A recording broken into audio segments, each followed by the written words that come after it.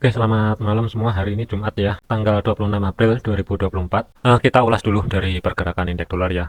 Indeks dolar potensial sideways itu mungkin masih berlanjut, tetapi pergerakan untuk hari ini itu dia retest di level area support 2 weekly yang berada di 105,48. Kemudian support pertama weekly atau saat ini berfungsi sebagai level area resisten itu masih tetap berada di 105,87. Ini sih potensial ya, ini masih sideways, tetapi kita lihatin dulu kalau malam ini indeks dolar itu bergerak ke atas mungkin nggak jauh di antara level area 106,12 sampai dengan 106,38, apalagi itu didukung dari PCE. Kalau misalkan itu nanti positif ini mungkin akan cepat ke atas, tetapi kalau misalkan PCE itu negatif mungkin malam ini akan kehilangan level area support 2 weekly yang berada di 105,48. Kemudian support 3 itu 105,00 sebagai physical price level. Terus terang sih saya masih ragu kalau misalkan malam ini harga bergerak mendadak menuju support 3 weekly ya. Potensial sih saya masih tetap antisipasi. Fokusnya adalah untuk malam ini 105,48, 105,87 dan 106,12 ya. Batas maksimal adalah 106,38. Kesimpulannya untuk indeks dolar ya, ini mungkin masih ada potensial sideways kecuali ada surprise dari PCE. Kalau misalkan positif ini mungkin akan keangkat ke atas. Kemudian untuk gold ya, pergerakan untuk gold kemarin saya sempat keluar sebelum kena stop loss, cuman profitnya sih nggak banyak ya. Profitnya sih kecil banget karena saya terus terang curiga karena ini kan sideways, dan di level area sidewaysnya ini pun berdekatan dengan level area resisten yang berada di 2340 ya. Saat ini berubah fungsi menjadi support tentunya. Ketika pergerakan ke atas menyentuh level area resisten yang pertama ini saya sudah curiga. Kita lihatin di kiri juga zona supply-nya ini pun juga jebol. Kemudian pergerakan untuk selanjutnya ya, saya nggak nunggu harga turun ke bawah. Sedekat mungkin kalau misalkan harga mau turun ini, saya keluar posisi ya daripada kena stop loss, dan akhirnya kalau kita tarik ke kanan ya ini pas banget di level area stop loss. Jadi untuk gold planning re-entry sell untuk minggu ini kesimpulannya adalah kena stop loss. Cuman yang planning awal yang kemarin dibahasin itu TP1 TP2 sih sudah kena tentunya.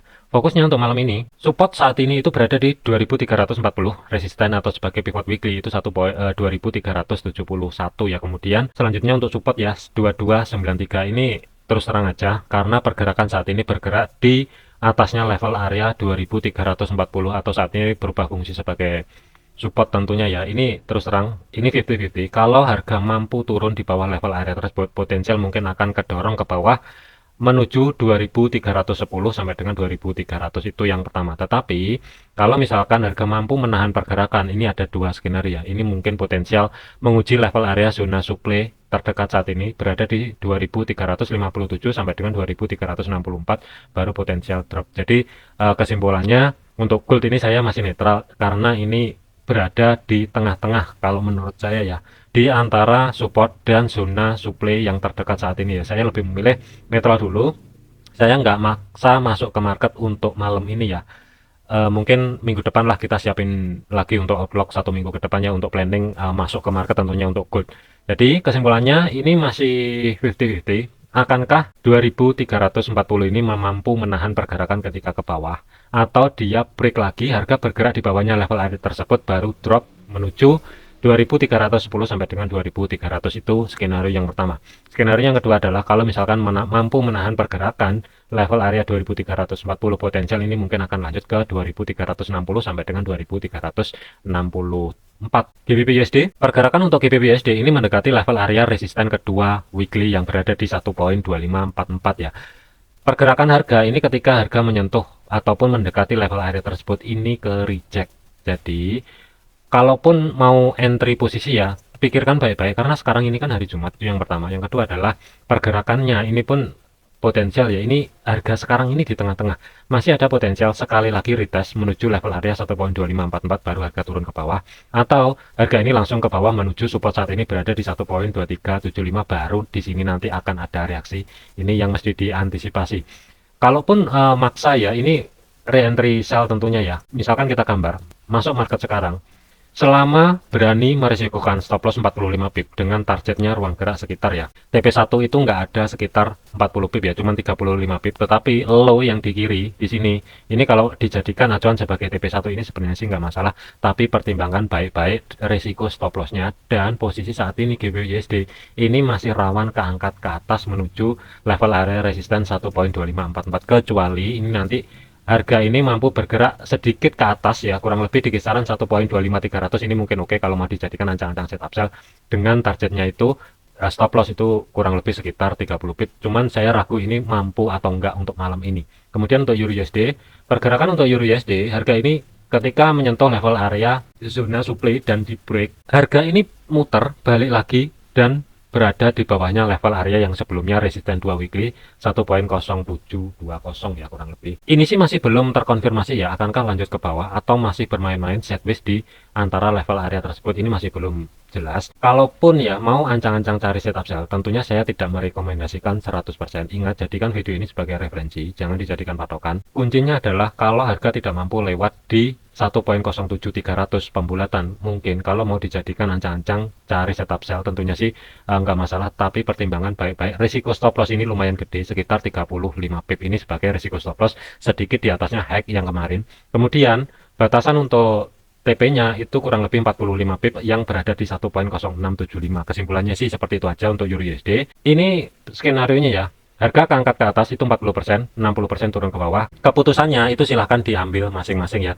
Kemudian untuk AUD USD, pergerakan untuk AUD USD ini harga masih bermain-main di level area resisten kedua weekly yang berada di 0.6536. Satu kondisi aja, kalau misalkan malam ini harga mampu bergerak di atasnya level area tersebut, mungkin menjelang penutupan market ini mungkin akan retest high yang berada di 0.6554, baru mungkin di sini akan ada reaksi entah itu sideways atau pembalikan arah menuju high di minggu lalu yang berada di 0.6493 ya tentunya. Ini saya lebih memilih netral dulu, kecuali harga mampu bergerak ke bawah keluar dari zona supply, baru mungkin saya akan masuk ke market tentunya dengan risikonya 40 pip sebagai stop loss, dan targetnya sih nggak bisa jauh-jauh, kurang lebih ya sebagai TP-nya maksimal di support saat ini berada di 0.6471. Jadi ini saya lebih memilih netral dulu, kecuali harga mampu bergerak keluar dari zona supply tentunya, baru mungkin saya akan pertimbangkan masuk ke market. USD CAD, pergerakan untuk USD CAD ini berada di tengah-tengah level area antara support saat ini 1.3621 dan resisten terdekat saat ini berada di 1.3682.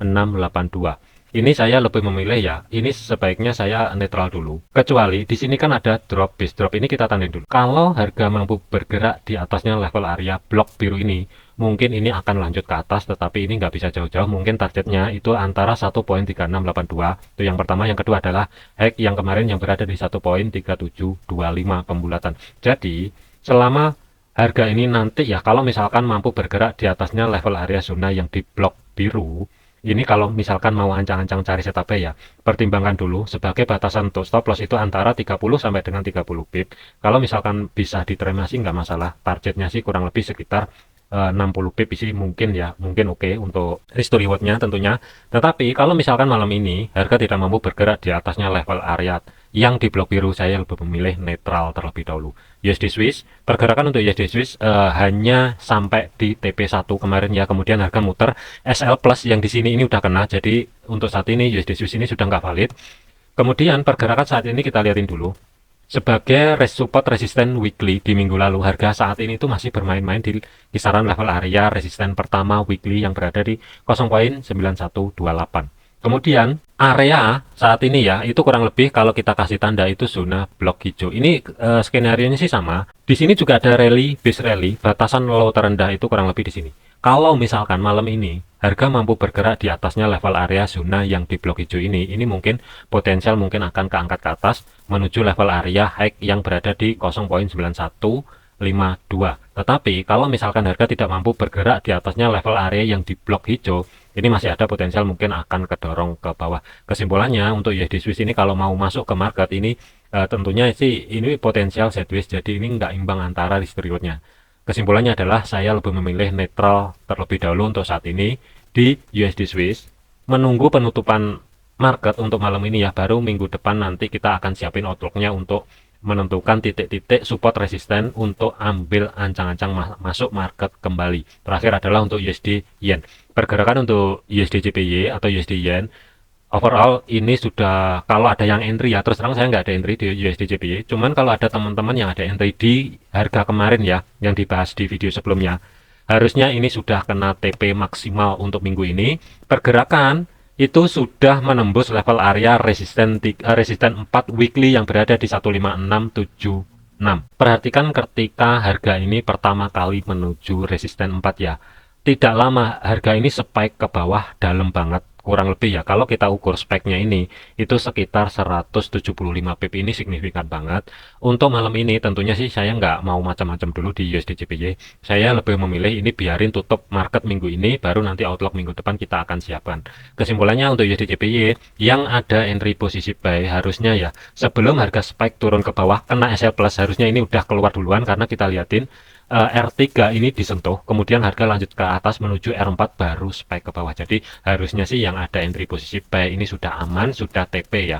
Oke, mungkin itu aja untuk outlook update ya, update gambaran untuk malam ini. Hati-hati, jangan overload, jangan overtrade.